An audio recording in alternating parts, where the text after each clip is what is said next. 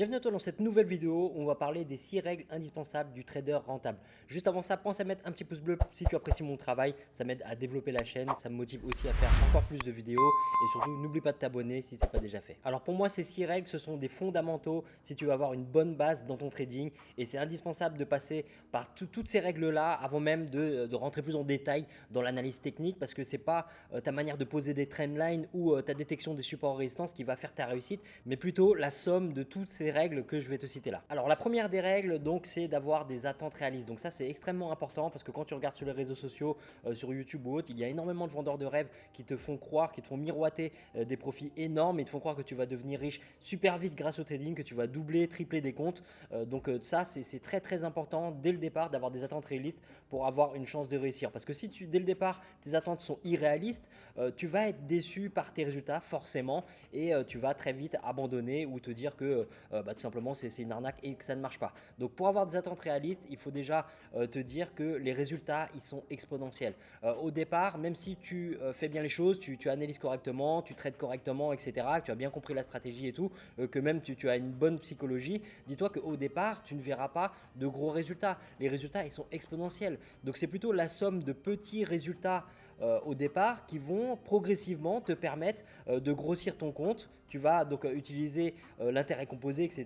Tu vas faire des nouveaux dépôts. Petit à petit, ça va devenir plus important et tu vas aussi, au-delà même des résultats financiers, progresser. Tu vas donc t'améliorer, tu vas corriger tes erreurs, tu vas devenir meilleur et donc les résultats, que ce soit d'un point de vue de l'efficacité dans ton trading ou les résultats financiers vont venir exponentiellement. Ça va être très lent au départ, tu vas faire pas mal de bêtises au début, tu vas perdre des sous au début, tu vas corriger tes erreurs, etc. Et petit à petit, tes résultats ils vont devenir meilleurs donc, avec le temps. Alors, la deuxième chose au niveau des attentes réalistes, c'est que tu vas avoir des pertes régulièrement. Ça fait partie du trading. Et ça, c'est une des grosses erreurs de chaque débutant, d'imaginer qu'il y a des techniques, des stratégies, des manières d'éviter les pertes. Parce que les pertes, elles sont toujours désagréables, mais elles font partie intégrante du métier. Ça, c'est indispensable de l'accepter dès le départ, parce que le risque, c'est quoi? C'est de tout simplement basculer de formation en formation, de stratégie en stratégie, parce que tu ne supportes pas ces pertes-là. Mais quelle que soit la stratégie, même les meilleures stratégies du monde t'apporteront des pertes sur une base régulière. Tu auras régulièrement des pertes, même des séries de pertes et c'est important de comprendre est-ce que tu as fait une erreur dans ton approche quand tu as tradé ou est-ce que ce sont tout simplement les probabilités qui étaient là mais que le marché n'a pas été en ta faveur. Donc un dernier point sur les attentes réalistes, c'est la difficulté qui est psychologique. Comme je t'ai dit en introduction, le plus important n'est pas de savoir si tu as bien placé ton Fibonacci, etc. Bien sûr, il faut le placer correctement, il faut avoir une analyse technique qui est bonne, mais le gros de la difficulté dans le trading, elle est psychologique. Ça, tu as dû t'en rendre compte si tu as déjà une expérience dans le trading, mais ce qui est vraiment difficile, c'est d'avoir cette psychologie du trader rentable qui a une vision à long terme, qui accepte les pertes à court terme donc, et qui maîtrise ses émotions. Donc ça, tu vas voir que c'est lié avec le point d'après, la gestion des risques, mais dès le départ, dis-toi que le vrai défi dans le trading, il est psychologique. C'est un défi par rapport à toi-même, de comment tu vas te comporter, ton attitude face au marché, ton attitude face au plan et ton attitude face aux résultats à court terme. Alors, le deuxième point, c'est la gestion des risques. Ça, je pense que tu en as entendu énormément parler, la règle des 1%, 2%, etc. Donc là, on ne va pas parler de ça parce que finalement, le risque dépend de toi. D'accord? Tu peux très bien avoir un compte qui est safe où tu vas trader 1% de risque donc sur tes positions, ou tu vas aussi, tu peux avoir en parallèle un compte qui est plus à risque et qui est plus agressif, où tu vas augmenter tes risques. Mais le tout, c'est de bien jauger et de te rappeler que si tu augmentes les risques, eh ben, tu as beaucoup plus de chances forcément d'exploser ton compte. Donc le tout, c'est de ne pas utiliser de gros risques sur ton compte principal, celui que tu vas trader de manière safe, et que si tu veux prendre plus de risques, eh ben, que tu aies un compte à part. Donc ça doit être en harmonie avec tes attentes. D'accord? Si tu as des attentes irréalistes, ce qui va se passer, c'est que tu vas augmenter tes risques, tu vas prendre des gros risques et ça va mal finir. Ça, c'est une certitude, c'est une garantie. Si tu prends des gros risques, tu bascules en mode joueur de casino et tu vas finir par tout perdre. Donc si tu as des attentes réalistes au départ, tu maîtrises ta gestion des risques, tu prends des risques qui sont raisonnables et forcément ça va t'aider à maîtriser tes émotions parce que si tu prends des gros risques, il n'y a aucun conseil qui pourra t'aider à maîtriser tes émotions. Si tu risques d'exploser ton compte à chaque trade, mais tu ne peux pas maîtriser tes émotions. Tu as forcément peur que ça se passe mal. Chaque bougie qui va à l'inverse de ton setup te met mal à l'aise. Donc tu vois, c'est un petit peu comme la citation de Warren Buffett qui dit que voilà, si tu es mal à l'aise dans un investissement ou un trade, coupe-le immédiatement. Donc tu vois, voilà, c'est très très important d'avoir une bonne gestion des risques qui est en harmonie avec tes attentes et bien sûr donc d'avoir des attentes réalistes. Alors au niveau de la gestion des risques, les résultats et objectifs à long terme sont extrêmement importants. D'accord ? Toi, tu veux des résultats sur le long terme. Ton but, c'est pas de doubler ton compte la semaine prochaine.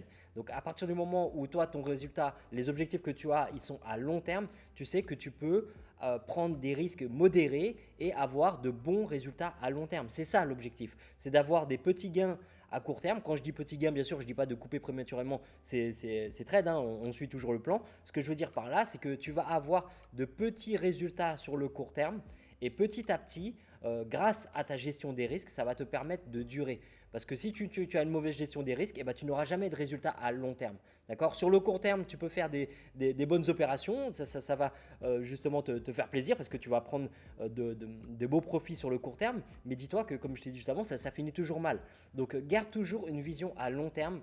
Vise des résultats à long terme. Et ces résultats possibles donc à long terme, la rentabilité que tu cherches à long terme, elle ne nécessite jamais de prendre de gros risques. De petits risques à court terme peuvent mener à de beaux résultats sur le long terme. Alors le troisième point, donc, c'est la patience. Donc au niveau de la patience, il y a plusieurs choses. Donc déjà, la courbe de progression. Tu ne vas pas devenir un trader efficace en 2 mois. D'accord ? C'est pas possible. Tu vas devoir faire ton expérience. Même si tu as bien assimilé la technique, tu as bien compris la théorie et que tu fais correctement ton analyse, comme je t'ai dit, la psychologie a une part extrêmement importante dans le trading. Et c'est pour ça que même ton travail sur l'aspect psychologique va prendre du temps. Tu ne vas pas te maîtriser du jour au lendemain. Tu ne vas pas devenir patient du jour au lendemain. La technique en elle-même, oui, elle peut s'assimiler très très vite. D'accord ? Ça, la technique, il n'y a aucun problème. Maintenant, si tu tournes en rond à apprendre sans cesse de nouvelles stratégies, ça peut être aussi très très long. Donc ça, on en parlera après dans la confiance. Mais d'un point de vue technique, ça peut aller assez vite. Mais dis-toi que la courbe de progression, au niveau de la technique, tu vas devoir corriger tes erreurs. Donc tu vas apprendre, tu vas tirer des leçons de tes expériences. Et d'un point de vue psychologique, bah, tu vas apprendre à être discipliné, tu vas travailler sur ta discipline, tu vas travailler sur ta patience, tu vas travailler sur ta gestion de tes émotions. Et donc tout ça, ça prend du temps et donc il faut accepter qu'il y a une courbe de progression. Ça va venir avec le temps. Ne sois pas trop dur avec toi-même, ne te juge pas sur les résultats que tu as eus la semaine dernière ou le mois dernier ou les 2 précédents mois parce que petit à petit, le plus important c'est de voir comment tu t'améliores. Et à force de t'améliorer, petit à petit, bah, tu vas avoir de meilleurs résultats. Alors la patience, elle est aussi nécessaire pour avoir les meilleures probabilités. Avant même de prendre une position, tu vas avoir sans cesse la tentation de rentrer dans un trade parce que le marché il te montre donc des mouvements qui pourraient ressembler à un setup mais qui n'est pas tout à fait parfait et tu as peur de louper l'opportunité. Donc on devient impatient et on veut absolument prendre le trade pour ne pas louper l'opportunité. Donc tu vas rentrer dans des trades où ça ne correspond pas forcément entièrement à ton plan. Donc c'est très très important de se rappeler que toi tu veux les meilleures probabilités, c'est ça qui va t'apporter des résultats sur le long terme et pour ça il faut être patient. Donc rappelle-toi que le trading c'est avant tout d'observer, de patienter, de regarder tes graphiques et que le trading c'est pas juste appuyer sur buy ou appuyer sur sell. Donc ça c'est quand tu n'as pas encore pris de trade, il faut être patient pour attendre les meilleures probabilités. Maintenant pour l'efficacité du plan, il faut aussi savoir être patient une fois que tu es impliqué dans ton trade parce que ça ne sert à rien d'avoir une stratégie qui est efficace si tu gâches tout parce que tu es impatient, parce que le prix il va pas directement dans ton sens. C'est très très rare que tu prennes un trade et que d'un coup le prix il aille dans ton sens ou qu'il aille dans le mauvais sens. Souvent le prix il va consolider, il va aller nulle part ou il va aller un peu en profit puis revenir à break-even ou aller en négatif, etc. Et donc ça c'est primordial de se dire que quand tu es impliqué dans un trade, tu sais pourquoi tu as pris position, ça correspond à ton plan et tu as un take profit, tu as un stop loss et logiquement, tu n'as plus rien à faire. D'accord? Donc, tout ce que tu as à faire maintenant, c'est d'être patient, de faire du set and forget et de laisser le marché faire. Ça peut finir en take profit, ça peut finir en stop loss, mais dans tous les cas, tu ne veux pas bricoler avec ton trade, bricoler ton trade parce que tu sais que ça va gâcher toutes les probabilités, tous les efforts que tu as fait au préalable pour avoir les meilleures probabilités. Ça serait dommage par impatience de tout gâcher et du coup de gâcher tes chances d'avoir de la rentabilité. Au niveau de la patience, donc c'est aussi important de te rappeler toujours que, je te l'ai dit juste avant, mais les résultats viendront sur le long terme. Sur le court terme, c'est aléatoire. Le marché, il peut très bien t'apporter 3 pertes d'affilée. Ça ne veut pas dire que la stratégie est mauvaise. Ça ne veut pas dire que tu finiras l'année en négatif. Au contraire, donc voilà, reste patient avant de prendre ton trade, reste patient durant le trade et reste patient concernant tes attentes et tes objectifs sur le long terme. Alors le quatrième point, donc c'est le plan de trading. Donc le plan de trading, là on bascule dans l'analyse technique. Là c'est très important d'avoir un plan qui est bien défini. Et donc pour définir un plan de trading, il faut déjà que tu comprennes bien quel contexte de marché tu vas trader. Quel actif tu vas trader? Est-ce que tu trades des consolidations? Est-ce que tu trades des tendances? Est-ce que tu trades certaines confluences d'éléments techniques? Donc voilà, le contexte, il doit être très très clair. Si le contexte n'est pas clair, tu ne bascules pas sur les éléments suivants. D'accord? Ça, c'est la fondation de ton analyse technique. Donc, tu veux que le contexte soit bien défini. Je trade tel actif en tendance uniquement si le prix est au-dessus de la moyenne mobile, par exemple, et que la moyenne mobile pointe bien vers le haut. Voilà. Ou vers le bas. Tu vois, le contexte, il doit être bien défini. Peu importe ta stratégie, il faut te dire que dès le départ, le contexte, il est bien défini, il est écrit dans un plan. Et je te conseille donc, ça c'est le point d'après, c'est l'organisation. Alors je ne l'ai pas mis, mais j'aurais pu le mettre, c'est de te faire une checklist. D'accord? Dans l'organisation, tu peux rajouter une checklist par rapport à ton plan de trading et avant chaque prise de position, tu vas utiliser cette checklist pour voir si tous les éléments sont bien présents et tu verras que des fois tu vas avoir des surprises. Tu vas te dire mince, il me manque tel élément, j'aurais pris le trade en temps normal, heureusement que j'ai checké la checklist parce que y a un point qui n'est pas là et du coup ça réduit mes probabilités. Donc le contexte du marché est bien défini. Une fois que le contexte est bien défini, tu bascules sur les zones de valeur. Quel support et résistance tu trades? Est-ce que tu trades des blocs de contrat? Est-ce que tu trades des bandes de Bollinger? Peu importe, tu dois avoir des zones de valeur qui sont bien définies. Tu dois savoir où regarder sur ton graphique. Et ça va t'aider à rester patient. Parce que la plupart du temps, quand tu as des zones de valeur qui sont bien définies, tu verras que la plupart du temps, quand tu vas te connecter, tu vas regarder ton graphique, le prix, il n'est pas sur la zone de valeur que tu trades. Et ça va t'aider à être patient parce que dès le départ, tu vas couper court et tu vas dire, bon, bah, le prix, il n'est pas sur la zone de valeur. S'il n'est pas sur la zone de valeur, je n'ai aucune raison de m'impliquer sur un trade ou de regarder, d'analyser, d'aller plus loin dans mon analyse. D'accord? Donc le contexte, la zone de valeur. Après, tu bascules sur le signal d'entrée. Donc là, on admet que le contexte est clair. Le prix, il arrive sur la zone de valeur. Maintenant, tu dois avoir un signal d'entrée clair.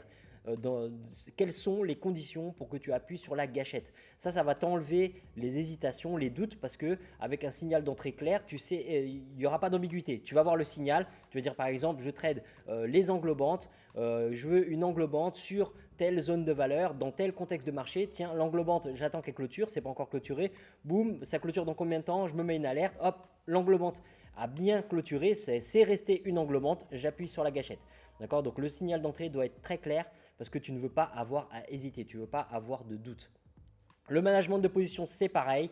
Tu dois définir, est-ce que je mets à break-even? Si je mets à break-even, à partir de combien de pips je mets à break-even? Ou est-ce que je ne mets pas à break-even et je fais du set and forget? Est-ce que je verrouille une portion de mon trade? À partir de quand je verrouille une portion de mon trade? Tout ça, ce n'est pas indispensable, mais si tu le fais, il faut que ce soit bien indiqué dans ton plan. Et enfin, au niveau du plan, donc, il faut ta stratégie de sortie. Sous quel prétexte je vais couper ma position? Est-ce que je coupe manuellement? Est-ce que je laisse mes limites faire le boulot? Est-ce que si le price action m'indique tel ou tel élément, je coupe ma position? Peu importe la stratégie, ce n'est pas le sujet de la vidéo, mais en gros, ta stratégie, elle doit être claire pour une fois de plus ne pas avoir à hésiter. Tu vois, le signal d'entrée, le management de position et la stratégie de sortie, tous ces éléments, quand ils sont clairement définis, tu dois pouvoir agir machinalement. Est-ce que c'est présent dans le graphique? Oui. Je réagis par rapport à ce que j'ai défini dans mon plan. Si ce n'est pas présent dans le graphique, je me retiens et je ne touche à rien. Alors le point suivant, c'est un point très important aussi, donc c'est l'organisation. Tu dois avoir un journal de trading et le journal de trading, il va te permettre non seulement de revenir sur tes trades pour analyser, voir là où tu as fait des erreurs, mais ça va aussi te permettre de rester discipliné. Le journal de trading, ce que je te conseille de faire, c'est toujours de le remplir avant de prendre un trade. Tu as ta checklist qu'on ajoute dans cette partie organisation, mais tu as aussi ton journal de trading. Le journal de trading, il est complet, il réunit tous les éléments qu'il y a dans ton plan, d'accord, dans le point juste avant. Et donc, tu verras que avant de prendre un trade, le fait de remplir ton journal, ça va te montrer les éléments qui manquent à ton plan. Donc, quand tu vas remplir ton journal de trading, des fois, tu verras que tout est là, que c'est parfait. Et à ce moment-là, tu auras une vraie confiance pour appuyer sur la gâchette. Et des fois, tu verras qu'il y a certaines cases que tu ne peux pas remplir parce que les éléments ne sont pas là. Et donc ça, c'est le marché, il te tente en permanence, il va te montrer des choses que tu veux voir parce que tu as envie de t'impliquer, tu veux cette adrénaline. Et le journal de trading, il va te servir un peu de bouclier en te protégeant par rapport à ça, en te disant, écoute, là, il y a telle case que tu n'es pas capable de remplir. Si tu ne peux pas remplir cette case-là, c'est qu'il y a un problème. Et donc là, ça te rappelle que tu dois rester discipliné et qu'en gros, s'il y a une case qui manque, que tu ne peux pas remplir, et ben, c'est que les probabilités ne sont pas là et que tu n'as pas de raison d'agir. Alors au niveau de l'organisation, c'est important aussi d'avoir un espace de trading. Crée-toi un espace pour trader. Il faut vraiment te mettre dans le contexte. C'est un métier, c'est pas, tu ne trades pas par hobby pour te divertir parce que ça te coûterait énormément d'argent comme hobby déjà. Mais le but, c'est quand même d'être rentable. Donc, si tu veux être rentable, il faut te prendre ça au sérieux. Il ne faut pas prendre les choses à la légère et te dire, je veux avoir un espace de trading pour me mettre dans l'humeur du trader. Je veux être vraiment concentré sur mon trading. Je sais qu'il y a en permanence des défis psychologiques. Donc, si ton environnement n'est pas fait pour pouvoir te concentrer sur ton trading, et ben tu ne seras pas concentré et tu vas partir dans tous les sens. C'est là où tu auras plus de chances de faire des erreurs et de ne pas respecter ton plan. Donc c'est bien d'avoir un environnement que tu crées pour le trading. Tu sais que quand tu allumes ta plateforme, quand tu commences à analyser tes graphiques, tu restes sérieux par rapport à tout ça et donc tu n'es pas diverti par les bruits ambiants. Tu ne fais pas ça de ton canapé en regardant Netflix, tu ne lances pas un trade en regardant Netflix parce que tu sais très bien que tu risques de faire n'importe quoi. Et ça, j'avais fait une vidéo précédemment là-dessus sur les trades sur téléphone, mais tu peux trader sérieusement même de ton téléphone. Mais pour ça, il faut vraiment te mettre en condition pour trader avec discipline. Alors, l'organisation, c'est important aussi d'avoir des horaires et tu peux aussi fixer des alertes. Ça va t'aider au niveau de la patience.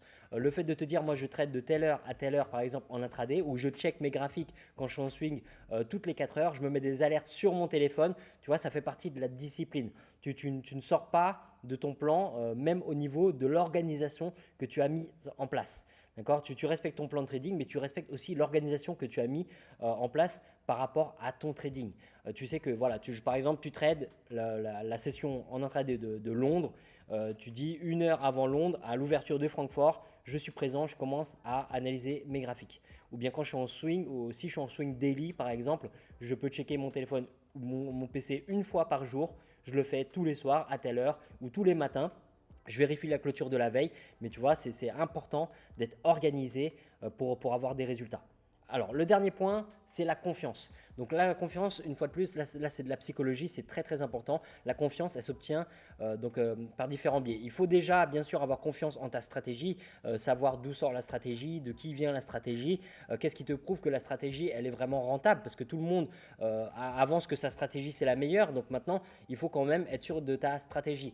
Donc si tu ne sais pas d'où vient la stratégie, tu peux tout simplement passer par un travail de backtest. Les backtests ne font pas tout, mais ils te permettent de voir quand même des résultats sur des centaines de trades, sur des années de marché, et tu auras déjà beaucoup plus de confiance si tu vois que tu as des bons résultats sur des centaines de trades que de te lancer comme ça au hasard sur le marché, prendre 3 trades et te demander si la stratégie est bonne. D'accord? Donc tu passes par un travail de backtest pour avoir confiance. L'autre point, c'est que tu as dû le remarquer, il y a énormément d'avis, d'opinions sur les analyses, les trades, ce que le marché va faire, etc. sur les réseaux sociaux ou dans les groupes, Telegram ou autres. Et donc, c'est important de toujours te faire confiance à ton plan et à ta stratégie. Parce que dis-toi que quel que soit ton plan, quel que soit le trade qui t'intéresse, que tu as analysé, tu auras toujours des avis contraires. Tu auras toujours une personne qui va venir te dire écoute, moi je vois l'inverse de ce que tu vois et c'est normal. Sur le marché, quand quelqu'un achète, il y a quelqu'un qui lui vend. Donc tu vois, on peut avoir des stratégies qui sont différentes. Mais la personne qui a un avis contraire au tien, peut-être qu'elle, elle a des objectifs qui sont différents. Peut-être que c'est un scalper qui veut prendre un petit mouvement baissier, alors que toi, sur ton intraday ou sur ton swing, tu cherches un mouvement aussi à plus long terme, sur des time frames supérieurs. Donc tu vois, c'est très important de ne pas te laisser déstabiliser par les opinions des autres, parce que tu auras toujours des avis contraires quel que soit le trade que tu veux prendre. Et tu auras aussi des personnes qui seront d'accord avec toi et il ne faut pas que tu te fies à ça. Tu ne vas pas prendre un trade parce que deux personnes t'ont dit oui, c'est sympa, ton setup a l'air sympa. Peut-être que eux, ce sont des suiveurs, ils te suivent, ils veulent prendre le même trade que toi, mais ils n'ont pas plus analysé que ça. Donc ta confiance, elle vient de ton plan, d'accord, de ta connaissance de ton plan, ta propre analyse et non des opinions des autres, aussi bon soit-il. Alors la confiance, ça vient aussi du respect de la stratégie. C'est extrêmement important de respecter ta stratégie parce que si tu commences à modifier ta stratégie et te dire bon bah tiens, normalement il n'y a pas tel pattern dans ma stratégie mais je connais tel pattern donc je vais l'inclure dans la stratégie et que tu commences à tout remixer, tu risques de perdre l'avantage technique de la stratégie. Et donc c'est pour ça que c'est important de respecter ta stratégie et la difficulté elle vient généralement quand tu prends des pertes. Quand tu prends des pertes, tu commences à douter de la stratégie et donc c'est là que le travail de backtest, il doit te rappeler que ça marche, ça fonctionne sur des centaines de trades, sur différents actifs, sur des années de marché, etc. Et que ce n'est pas deux pertes d'affilée qui vont changer quoi que ce soit. Donc surtout, respecte la stratégie, ne commence pas à modifier le plan parce que tu as pris deux pertes d'affilée. C'est important de garder ton plan jusqu'au bout. Et donc quand je dis respect de la stratégie, tu peux avoir plusieurs stratégies, mais ne t'éparpille pas non plus sur 10 stratégies différentes parce que là, ça sera contre-productif. Donc la confiance, accepter les pertes et séries de pertes, comme je viens de te dire, je l'ai dit en introduction aussi, tu auras toujours des pertes et des séries de pertes. Ça ne veut pas dire que ça ne marche pas. Les résultats à long terme viendront du fait que tu respectes ton plan, que tu as confiance en ton plan et que tu as confiance aussi en tes capacités de trader, d'analyste. Tu sais ce que tu as fait, tu sais pourquoi tu as pris ton trade. Donc tu ne fais pas attention aux opinions des autres, tu ne fais pas attention aux résultats aléatoires sur le court terme et tu gardes une vision à long terme. Voilà, c'est la fin de la vidéo. J'espère qu'elle te sera utile. N'hésite pas à la partager autour de toi pour en faire profiter un maximum de monde. Je te souhaite un bon trading et de bons profits.